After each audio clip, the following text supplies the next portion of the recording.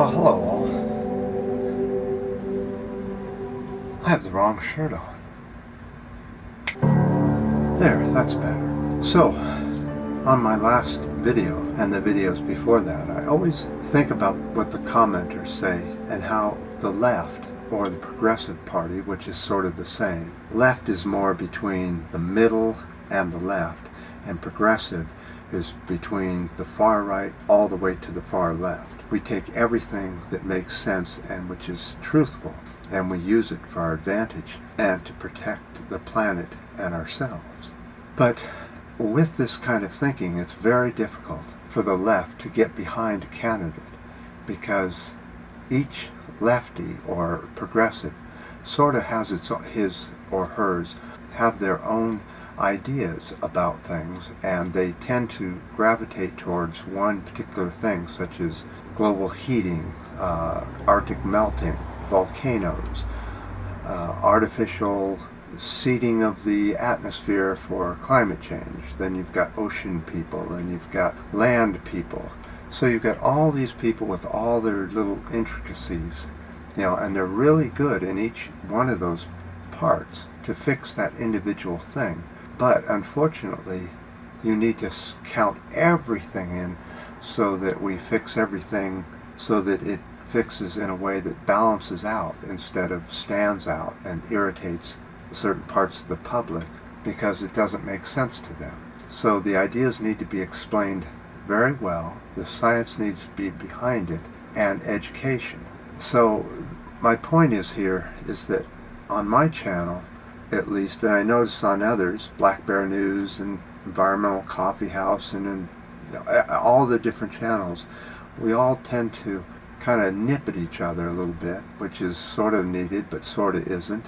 I don't know, but we just don't get along because everybody's too divided on this part.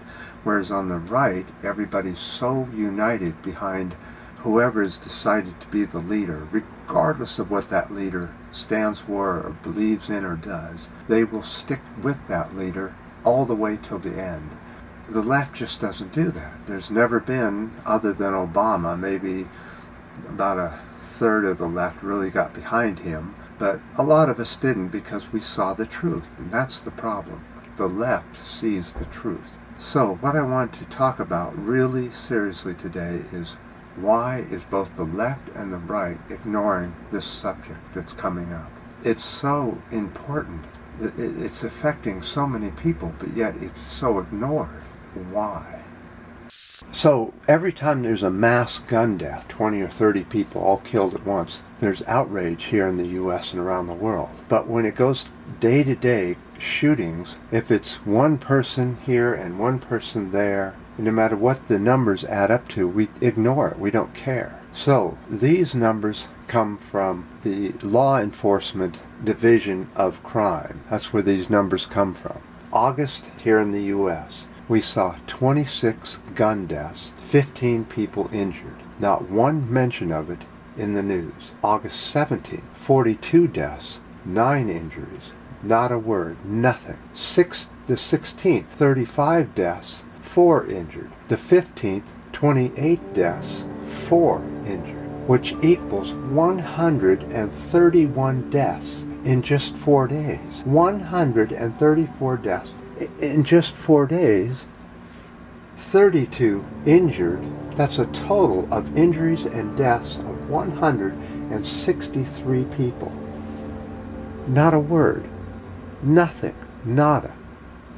Unfortunately, you can go and see why all these people are dying. I think it's because of the continued hate fest of the right and the person in the White House just spurring it on, pushing it, wanting the Civil War to start. If you go by the gun deaths in just 4 days, how can you say we're not at Civil War? How many die in Afghanistan or Iraq or India and Pakistan per day? Nothing as high as what happens here in the U.S. But the corporate news ignores it until it's more than 3 or 4 all in a mass shooting.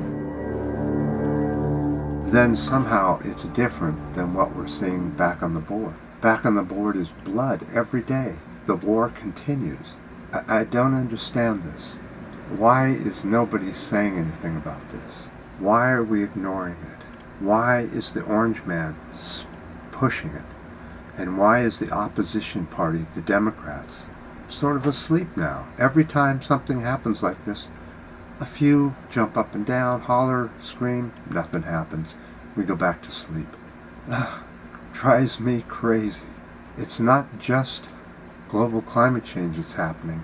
It's our own doing with our own weaponry and our own machinery that's killing a lot of humans. And I suspect that gun deaths are going to be the biggest cause of death in our history. I do appreciate all your guys' comments and your ups and your downs, and especially the new subscribers. And until next